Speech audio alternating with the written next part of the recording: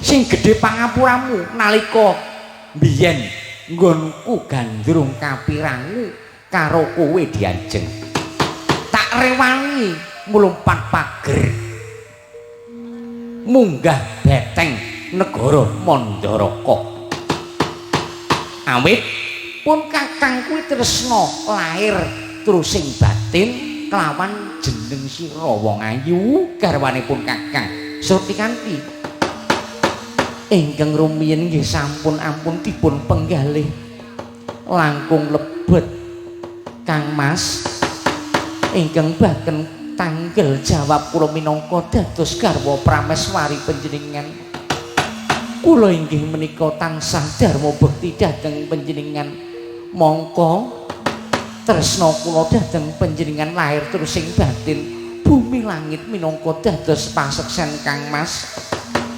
mongko upami panjenengan sedo kula nderek pejah panjenengan mukti kula nderek mukti Kang Mas Basukarno oh iya diajeng Surtikanti semono gopun kakangku ya wis sumpah prasapa pun kakang ora bakal palakrama maneh sing baku wanita sak ngalam donya sing ayune nandingi karo garwaku Surtikanti kuwi ora ana ana ngalam donya wanita arep widodari kayangan mudhun nggodha pun kakang pun kakang ora bakal mingkuh ya mung kowe pribadi diajeng garwanipun kakang Surtikanti nggih Kang Mas Basukarno nggih iya saiki ngene dina kelungguhan iki Kadipaten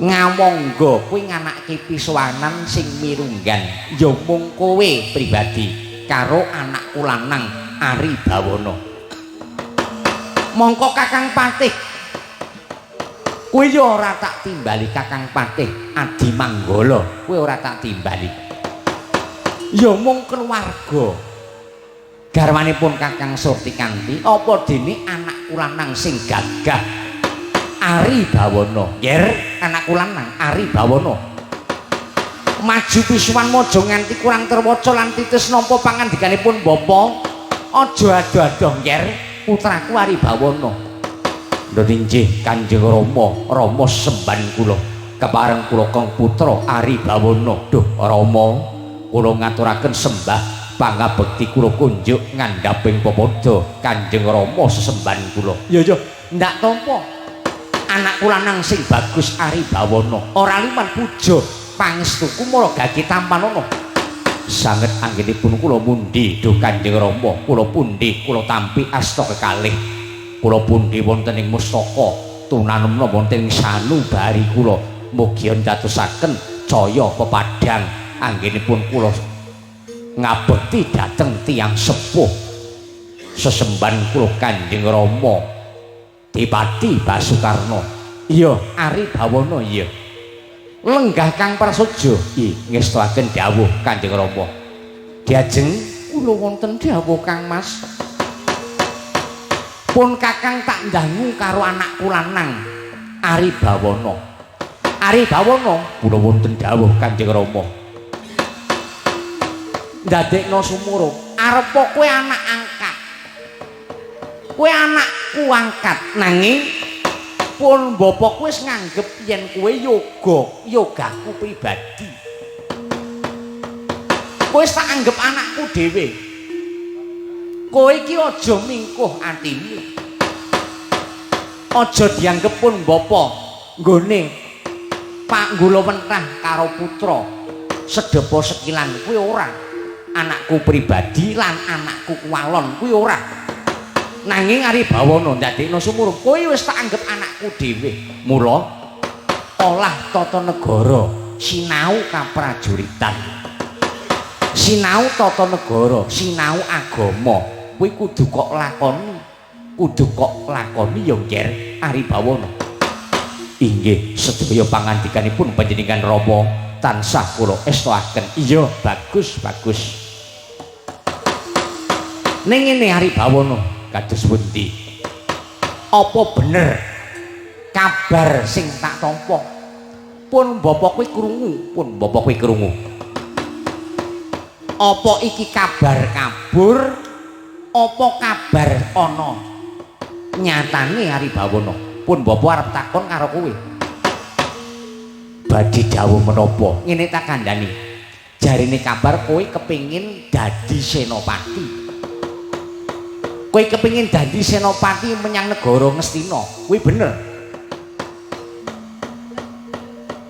kados pundi Rama kowe arep dadi senopati ana negara Ngastina kuwi bener leres Kanjeng Rama waleh-waleh menapa kula dadagi Kanjeng Rama Dewati titik arir kelenggan menika kula suwun kanthi sanget kula badhe suwita dhateng negari Ngastina kula badhe dados senopati wonten negari Ngastina senajan to tiyang sepuh kula Kanjeng Rama Basukarna menika nggih senopati jroning Ngastina nanging kula minangka dados putranipun panjenengan kula nggih kepengin ngawu paring dharma bekti dhateng negari Ngastina awit bumi ngawangga menika taksih kabawah peperintah bumi Ngastina menika ora leres Kanjeng Rama iya pancen bener yen kowe bakal matek dadi senopati paring dharma bekti menyang negara Ngastina tak pangestunipun bapak kuwi bakal paring pangestu nanging ngene iki ibumu Surtikani kandha jarine kabar kowe bakal dadi senopati menyang negara Ngastina ning kowe duwe pamrih kados pundi dudu pamrih kowe kepengin sugih dudu pamrih kowe kepengin muntuk bondo donya kowe ora nanging kowe duwe pamrih yen kowe bakal misahake Gatotkaca nggone Palakrama karo Pergiwa kowe tresna karo Pergiwa bener kowe bakal ngrebut Pergiwa saka tangane Gatotkaca bener leres Kanjeng Rama kowe ora patut banget kowe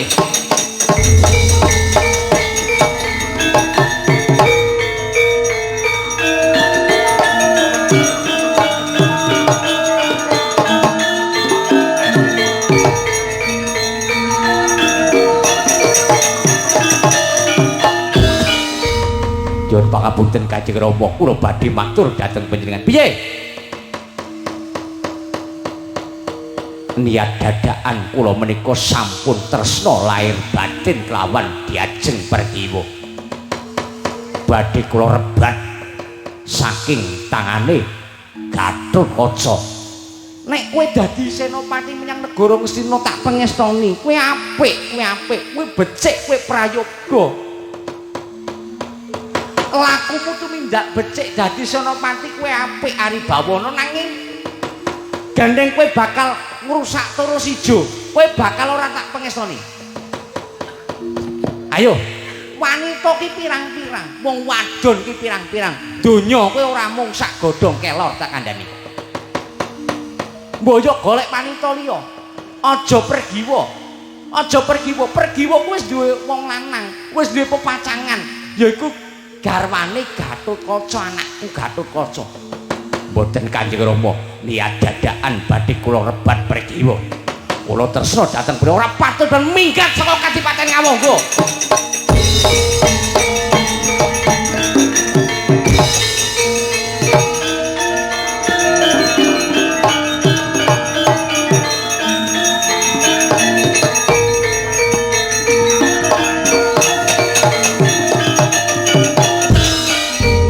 napa garwanipun Kakang duh Kang Mas kula suwun kanthi sanget Kang Mas menika yuga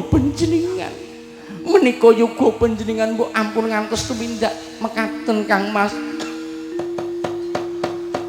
menapa panjenengan tega panjenengan tegel menawi Aribawana menika oncat saking Kadipaten Ngawangga mbuh ora idep diajeng tak kandhani kowe minangka ibune Aribawana mbok ya dikandhani nggone dadi senopati kowe apik ning nggone bakal ngrusak terus ijo. Apa ya wong wadon kuwi mung siji? Pirang-pirang wong wadon sing isih prawan, sing isih legan pirang-pirang. Lah wis duwe bojo kok gonjak. Mbok yo jeneng seneng ngrusui bojone liyan. Aja seneng royal kuwi ora apik, kuwi ora apik.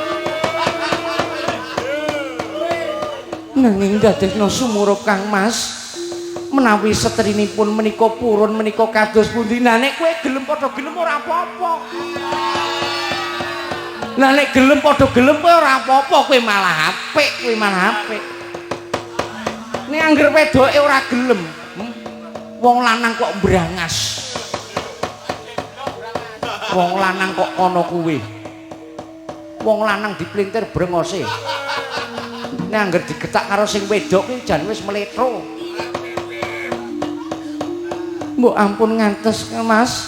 Kula suwun kanthi sanget dipun bojong Aribawana wis ora idep. Nek kowe tetep mbelani Aribawana mongso bodho. Sing baku arpa kaya ngapa kae putraku. Tetep tak awat-awati diajeng. Wis saiki mlebono kedaton. Ndedonga nyuwun marang Gusti Kang Murbeng Jagat karep ben Aribawana eling. Monggo kula dhirikaken Kang Mas Pipati Karma.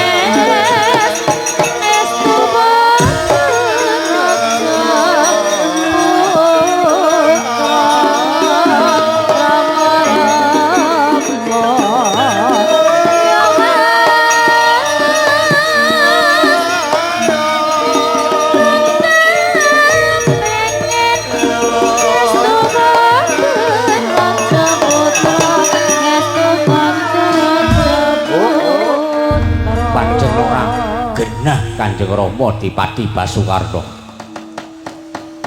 Aku arep dadi senopati menyang negara Ngastina mongko aku meh ditampa dening Sinuwun Duryudana. Ning nggonku ora iso ngempet katresnanku kang sejati yaiku diajeng Pregiwa. Duh kaya ngapa rasane? Mangkono jroning wana wancine bedhug tengangi Raden Aribawana tansah milang-miling jroning wana capet-capet kapireng pambangun ngaswajab manuk gagak towak-towak ndandang bangkining manungsa. Mangkono saking ketep katabian Pendhita Durna kang mlajar-mlajar mrepeki ingkang putra Raden Aribawana.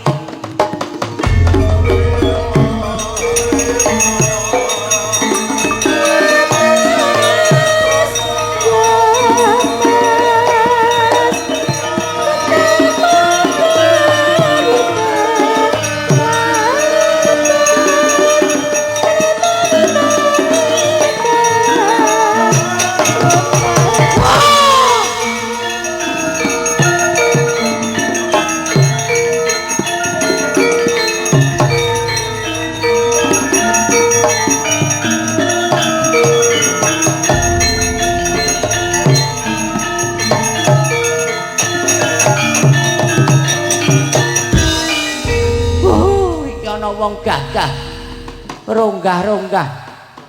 Apa iki putra Ngawangga? Kowe Aribawana? Panjenengan Penemban Durna. Iya, Ngger. Panjenengan Penemban Durna. Iya. Iya bener Mbah, aku Ari Bawono. Aduh, Ger.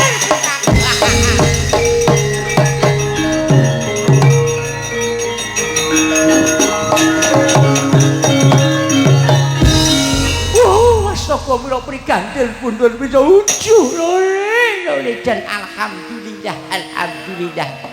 Wis jam 2 punjul. Nggih Bawono. Kula wonten dawuh Bapa Penemban Dono. Kowe wis ditampa nggonmu magang senopati ana negara Ngastina. Sampun, Bapa. Banjur wong tuamu Dipati Basukarna kuwi kepiye? Kanjeng Rama Basukarna menika sarujuk menawi kula menika matek senopati wonten negari Ngastina. Bagus.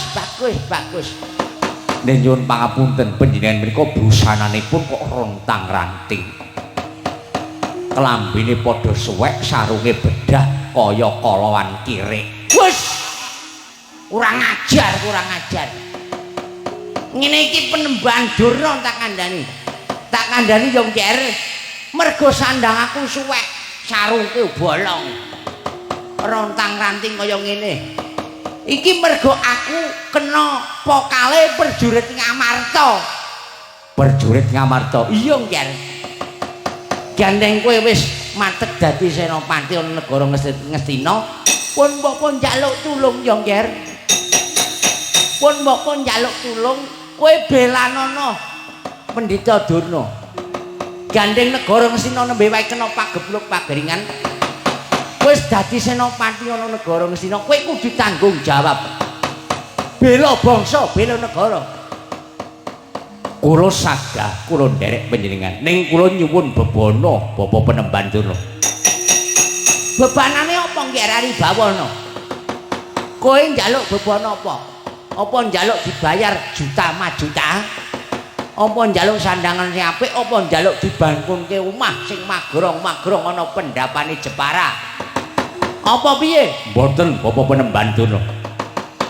Kula mboten nyuwun upah dipun bayar redana menapa dene dipun bangunaken omah niku mboten. Nanging kula suwun kanthi sanget kula nyuwun dipun botohi. Kula badhe tindak dhateng kasatriyan Pringgondani, kula gandrung kelawan Pregira. Kepiye? Kowe gandrung karo Gira? Pergiwa. Oh, Pergiwa. Bojone Gatotkaca.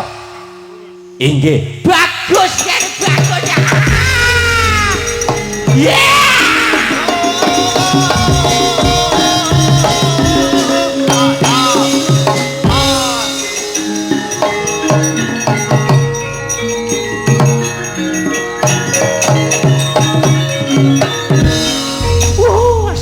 Prigantel pun jan wis seneng banget jan iki cocok temenan tumbuh menangi tutup iki ora mung ngono kuwi iki ana banyu bening ning ana iwake delek mesti kecekel kados pundi njer ndadekno sumurup Gatotkaca wis mati Gatotkaca wis modar yen kowe bakal njaluk bojone Gatotkaca gampang Ger gampang. Gampil kados pundi? Ayo tak derekno menyang Pringgondani. Gandeng Pergiwa kowe nembe sedih. Mergo bojone minggat nyang ngono. Lah nek gondek sedih ora urus. Didol wae. Bapak Penemban Durna kula nyuwun ego pratikel panjenengan. Aja kuwatir kere. Ayo njujuk menyang Pringgondani. Monggo kula dherekaken Bapak Penemban Durna.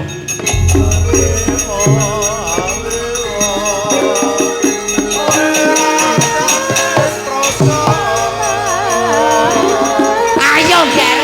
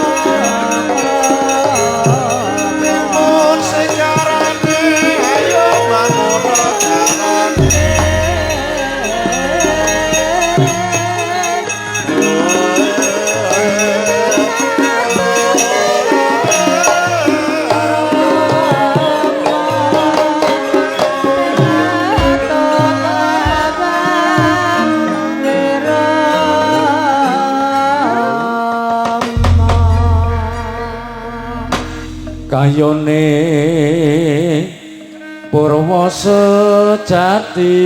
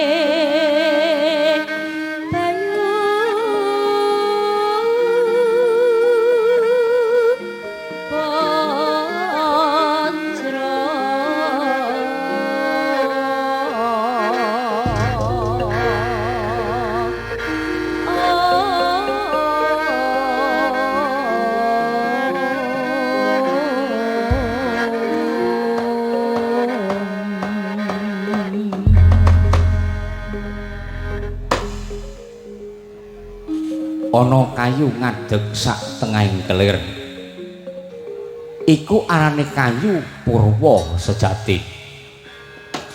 Purwa wiwitan sejati temen. Wong urip kudu ngerti marang sangkan paraning dumadi. Awit menungso iku asale saka anasir patang perkara, yaiku perbawane bumi, geni, angin lan banyu.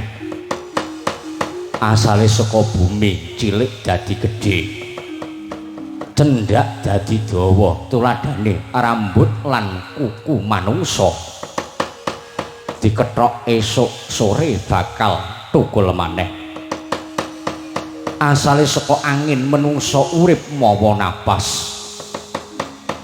Asale saka geni lakuning getih mawa panas. Asale saka angin menungsa urip. Asale saka banyu menungsa urip iku mawa kringet lan mawa turas. Mula ila-ila para pujangga kuna simbah buyut biyen yen punang jabang bayi metu saka gawa garbane kang ibu diserateni kanthi among-among sega kluban. Pamriye sedulur papat aja ganggu, aja ngridu, nanging ngayomana. Sing bengkong bisa dadi lempeng, sing bodho supaya pinter. Sedulur papat kalimo pancer, kuwi sedulur kang nunggal wadak. Mula awake dhewe aja nganti nglalekake marang sedulur papat, nanging kok sebut kok serateni ditirakati ngapit weton sak piturute, ditirakati pitung dina pitung bengi. Pamriye meminta marang ngarsane dat kang murbeng, dat Gusti kang maha suci, Gusti kang maha kuwasa,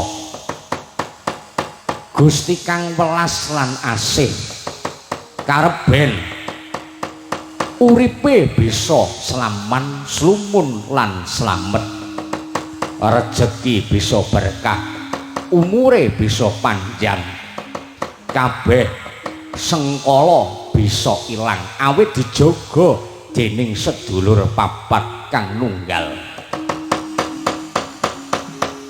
Manut wedhare Kanjeng Sunan Kalijaga, wong urip kudu eling lan waspada manembah marang pangerane kanthi carane dhewe-dhewe. Kabeh kuwi padha agama, kuwi padha agama kuwi mung kapercayan.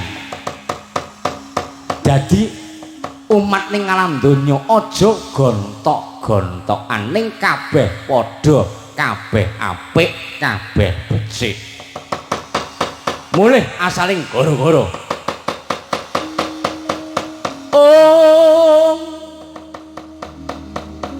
eka bumi dewi sawatri gunung,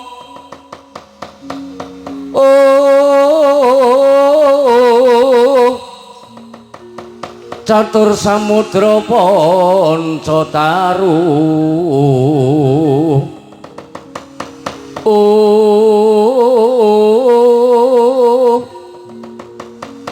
sat bangunan sabta pandita,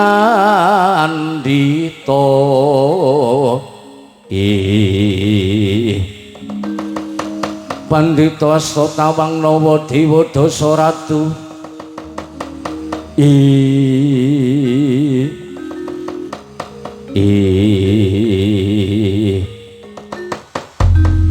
gara-gara tanggap warsa sirah jugra seruka kiri-kiri, peteng dedet limingan surya datang kepareng pajar banjir bandang andadeni, sarah pating dalem praku wenyo pating palengkung gludug gumaludug bawana sentru kaya bangun kasaputing lebu.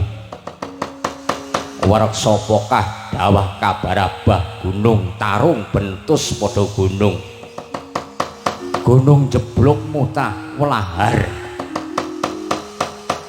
segara bletak banyune ngelem marang daratan, geger donya munggah marang kayangan Suralaya. Jomplang bawana balik pecah dampar asmara kaca kongah kangeh pandhereting sapi gumarang jebol sunguning lembuan dini menceng putu galegil makantar-kantar gedening kawah candra dimuka njaluk bangke ing si manungsa kang gedhe dosa lan keluputane kumitir butute sang Hyang Antaboga dadi lindhu gonjang ganjing serping kanan gara-gara ana Gundala Sasra Gundala gelap Sasra gelap Bandung sayuta gumbleger ngebaki jagat raya saking sire kabeh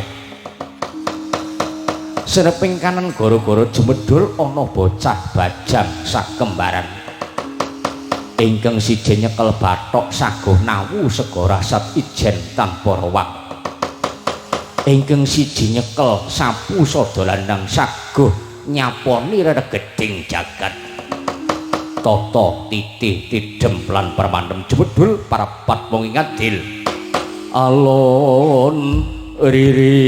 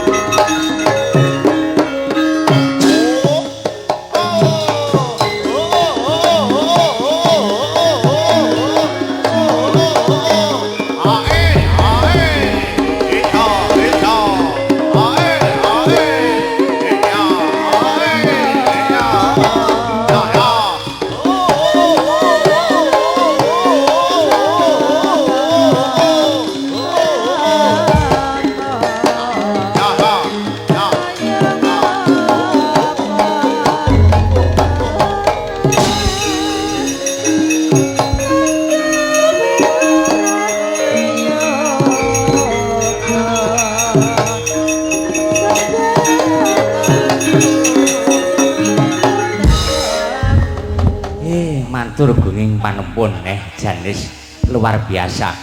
Klintong klintong numpak andong ngebel klingklong. Daya saiko sekan rong bolong. Adinda goyang semaran. Iringane kurang kendara bakamban.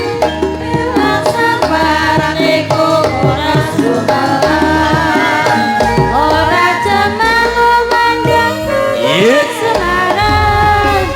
Asik. Ayo yo.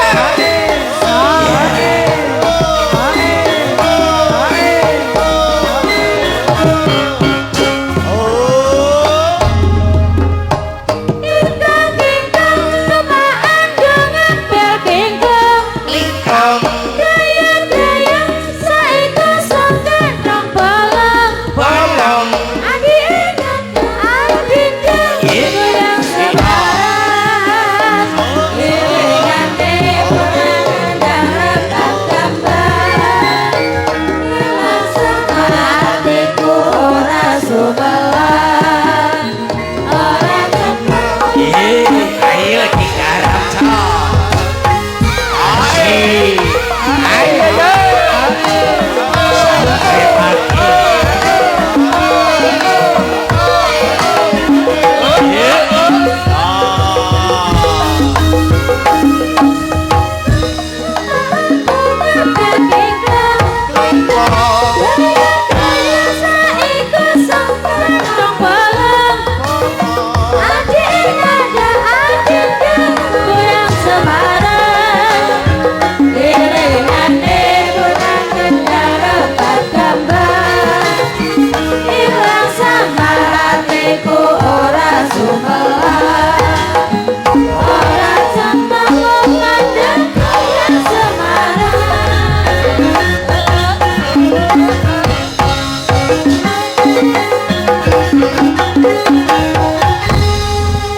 Lagune apa teng? Lagu jaman biyen.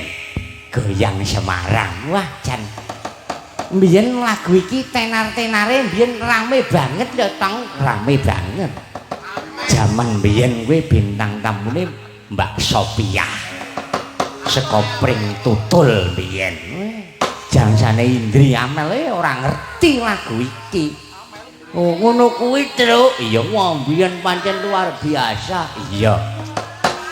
Luwe-luwe saiki iki wayang kok nyandangi penyanyine sekapret. Jan, aku yo ndrodok. Ndrodok kepiye, Truk? Weruh Indri. Weruh Indri, heeh, kaya Mbak Sophia biyen. Iya, wong joget kok sempake nganti ketok.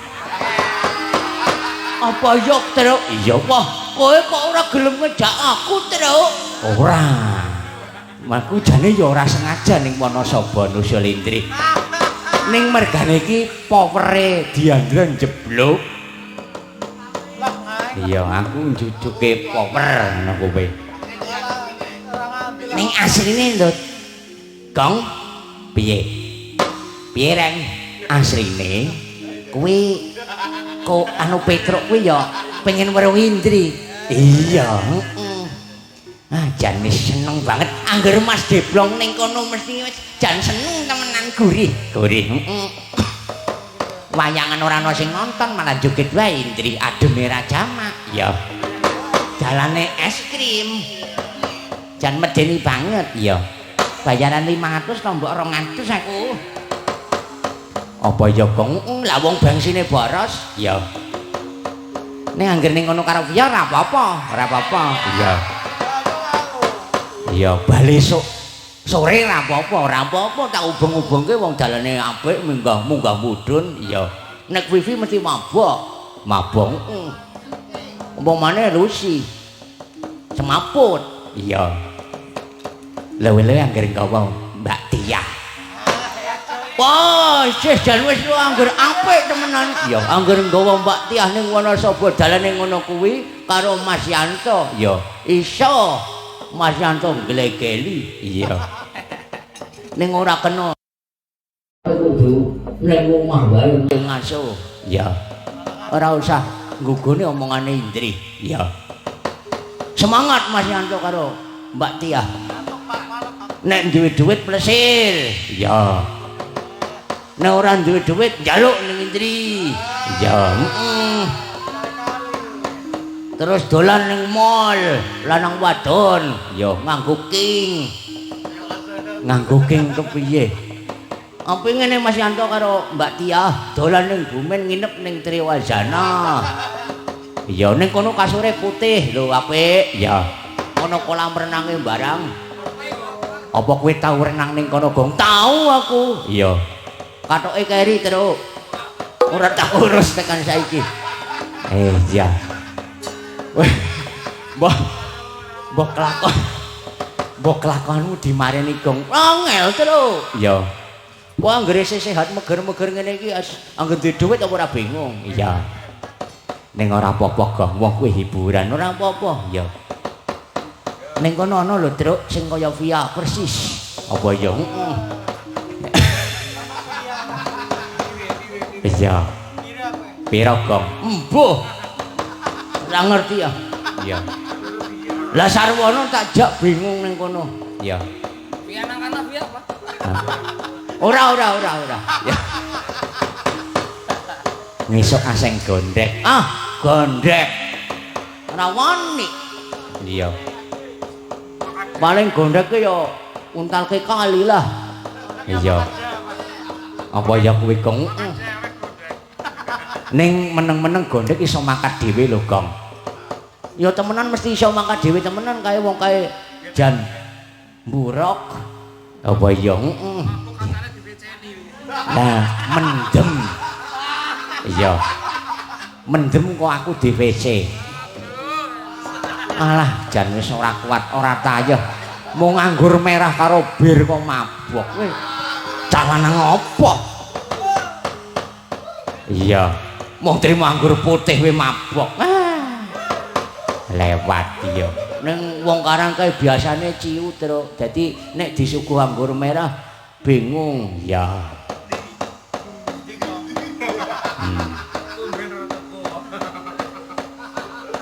Wis tak kei pajek ngesuk ning Pasar Senen. Tenang bae, tak tukoke nek. Dundum. Dundum mantamu. Iya, ya Kang. Iki bengi iki acarane memetri bumi. Memetri bumi desa bener kulon. Alhamdulillah terus wis langganan. Ya. Apike selamanya langganan ora apa-apa. Ya. Regane tetep ajeg ora apa-apa. Ya. Tahun ngarep ajeg ora apa-apa, ora apa-apa. Iya. Ora usah dicupi, ora usah. Wis disekseni karo danyang tenang wae. Sing merek sing merek. Sing rawuh ning gobokmu sapa, Gong? Sing rawuh kowe panjenenganipun Mas Congkok Miftahul Anam. Mas Congkok Anam. Karo panjenenganipun Pak Lurah. Ning tak sawang kok rebawane beda, Truk. Iya. Mencorong tejane meh ngembari Pak Lurah nganti kaya jambe sinigar. Pak Congkok Anam ora tau-taune Pak Lurah. Biasane ning nggonku mung nganggo kaos bodol. Kok bengi kuwe jan wis nganggo anmek apa barang. Nganggo klambi batik, nganggo jaket. Biasane katoke setrikanan, bengi kuwe ya setrikanan pedes. Sapa, Truk? Sapa, Gong? Anam ya wah. Luar biasa. Wah, jan seneng ngene iki kumpul karo sedulur bener kulon terus senenge. Senenge ngene iki nyambut gawe urung dilakoni wis dikontan. Ngono kuwi. Tenang wae iki wis tak siapke. Ning apike ora usah didum, Truk. Ora usah. Ora usah didum, nggo sangu sesuk meng Pontianak. Ora tega. Kok malah diplinteng saka ngisor pesawate, Truk. Ning kira-kira ning kono kuwi ngesuk lemayang piye, Truk, wong ora sak kru. Wah, tenang bae, gemblong wae mending mayang sing oleh do duit. Apa ya? nyambut gawe ora usah bingung sing penting bayaran bali ngono kuwi. Iya, iya. Ning sesuk ditonton karo penyanyi Sarawak Malaysia. Sapa ngerti wong Malaysia nangkap aku? Iya, mendak kesesem karo aku mergane bagus aku terus. Apa ya?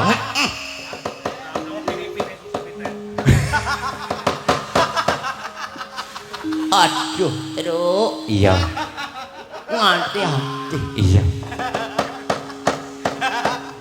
Ngono guyu terus. Ya, wis tembangan ki ya pamulutan pirang-pirang. Setengah telu, men, setengah telu. Iya. Tenang wae ning nggone dhewe.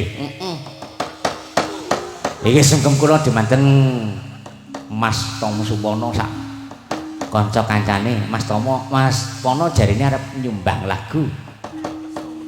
Mas Tom Sumpono. Nah, apike gendingan dhisik, Gom.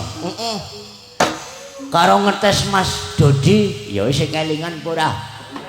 Mas Dodi, isih kemutan pura karo Kantrong. Ya. Karo Mas Sirus, jajal isih kemutan pura lagune Slendro Petis Manis.